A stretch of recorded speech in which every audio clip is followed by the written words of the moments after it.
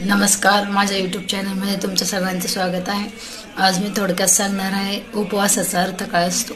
उपवास करणं म्हणजे खूप काही असं फराळाचं खाणं, पोटभर केळी खाणं, चिप्स खाणं, साबुदाणे वडे खाणे, दही खाणं, दिवसभर काही खात राहणं असं याला उपवास म्हणत नसतात। उप म्हणजे देवाच्या जवळ, वास म्हणजे भगवंताचा वास। तर उपवासाचा अर्थ असा असतो भगवंताचा वास आणि भगवंताची पूजा, आराधना, ध्यान वगैरे करणं। आपण उपवास म्हटलं की खूप काही खातो आणि दिवसभर झोपतो, आराम करतो, नाही उपवास मी आज खूप गळालो असं तसं नसतं। उपवास केला तर देवाचं नामस्मरण केलं पाहिजे आणि उपवासाचा अर्थच तो आहे की उप म्हणजे देवाच्या जवळ आणि वास म्हणजे भगवंताचा वास। तर तुम्ही 15 दिवसातून एकदा एकादशी तरी धरायला पाहिजे आणि देवाचं नामस्मरण चिंतन करायला पाहिजे।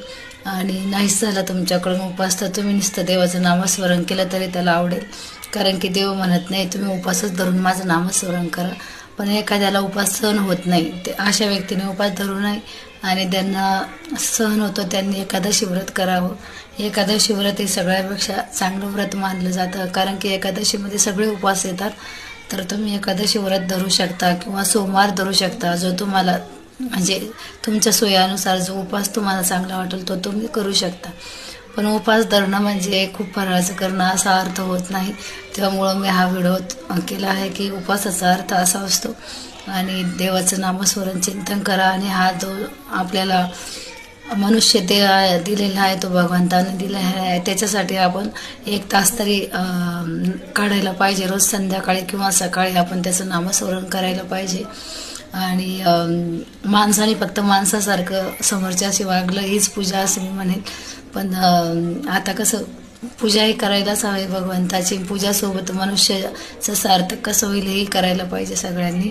आणि एका माणसाने दुसऱ्याच्या मनाचा विचार करणं म्हणजे ही पूजाच आहे आणि दुसऱ्याच्या भावना समजून घेणं ही एक पूजाच आहे।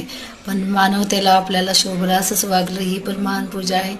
म्हणून प्रत्येकानं आपण समोरच्याचं भावना किंवा समोरच्याला मान देणं किंवा माणुसकीने वागणं यालाच आपला मनुष्याचं सार्थक होईल असं वागलं पाहिजे। आणि आपल्याला आईवडील लहानपणापासून सांगत आले की माणसाने माणसासारखं वागावं, तसंच माणसाने आपल्या